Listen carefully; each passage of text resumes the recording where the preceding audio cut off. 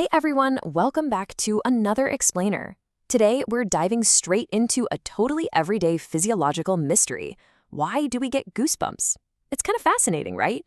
We get them all the time throughout our lives, but what's the actual biological point of them?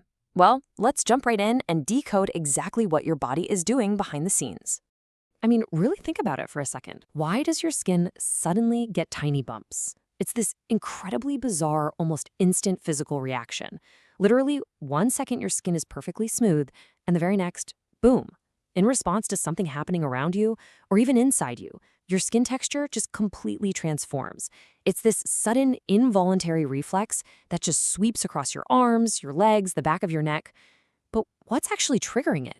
Well, it turns out we have two primary triggers for goosebumps. Number one, when you're cold, and number two, when you hear an amazing song.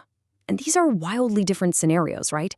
The physical trigger, getting cold, that makes intuitive sense to most of us. You step outside on a freezing winter day without a jacket, that chill hits your skin, and yep, goosebumps.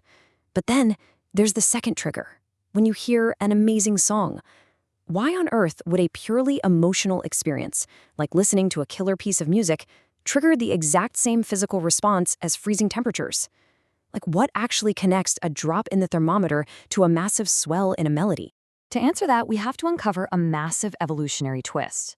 Goosebumps are actually a leftover survival feature. Yeah, they're not just some random, meaningless quirk of the human body or some weird glitch in our system.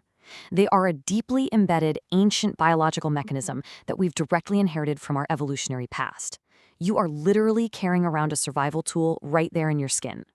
So, to really understand how this tool was supposed to work, we've got to travel back thousands of years. Back then, thousands of years ago, we had much more body hair. Our ancestors were heavily haired, and this is an absolutely crucial piece of the puzzle.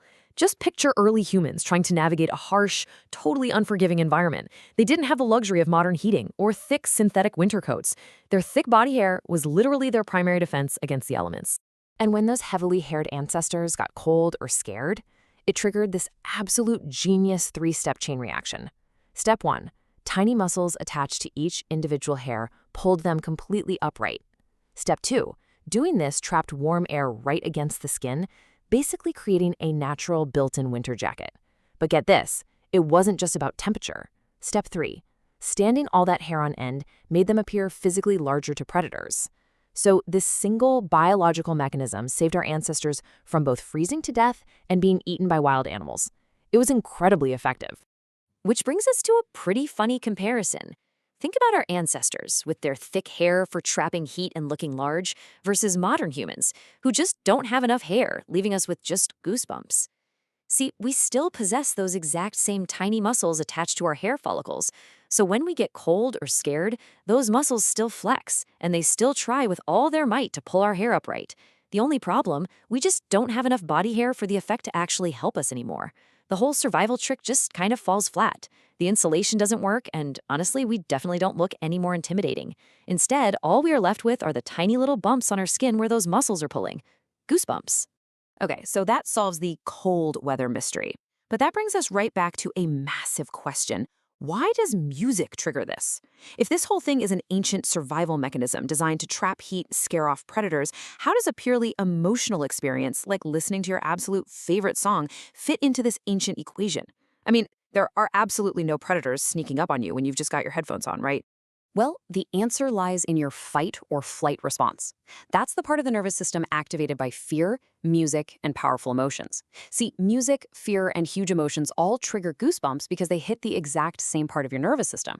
Whether you are facing down a terrifying predator in the wild, or you're just feeling this massive, powerful emotional swell from an incredible piece of music, your brain is using that same shared nervous system pathway. The emotional thrill of a song is essentially hijacking this ancient primal pathway that was originally meant for fear and survival. How crazy is that? As our source material perfectly captures, they're a reminder of how your ancestors survived. So goosebumps are actually far from useless. Sure, they might not keep us more scare off a wild animal anymore, but they serve as this profound biological tether to human history. Literally every single time the hair on your arms stands up, whether it's from a chilly breeze or an epic movie soundtrack, you are experiencing an echo of the ancient past right there on the surface of your skin. So, I want to leave you with this final question to think about. What other ancient survival features are hiding in your skin?